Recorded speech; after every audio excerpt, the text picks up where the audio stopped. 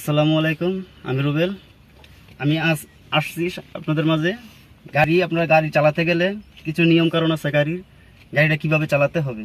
প্রথমে আমাদের ডান পায়ে আছে অ্যাক্সিলারেটর, ব্রেক এবং বাম পায়ে আছে ক্লাচ। এবং আমরা যদি গাড়ি চালাতে যাই, প্রথমে আমাদের ক্লাচ করতে হবে।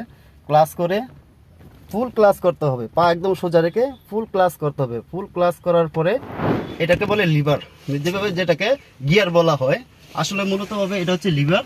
লিভারে হাত দিয়ে আমাদের প্রথম এদিকে ধাক্কা দিয়ে আমাদের সামনে দিলে এক নাম্বার গিয়ার লাগবে। 1 নাম্বার গিয়ারের পরে আমাদের হালকা করে লুজ করে গাড়ি আমার রানিং করতে হবে। রানিং করার পরে 2-3 হাত সামনে যাওয়ার পরে আবার এদিকে ধাক্কা রেখেই পিছনে এনে নিউট্রাল, এরপর নিচে দিলে 2 নাম্বার গিয়ার লাগবে।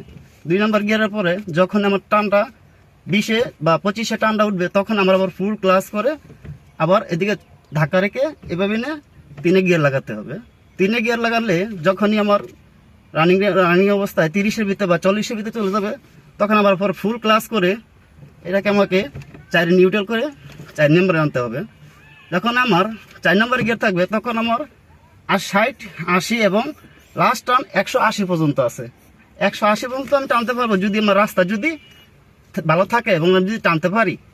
সর্বোচ্চ 80 রোড সিগন্যাল নিয়ম যেটা 80 পর্যন্ত আমি টানবো।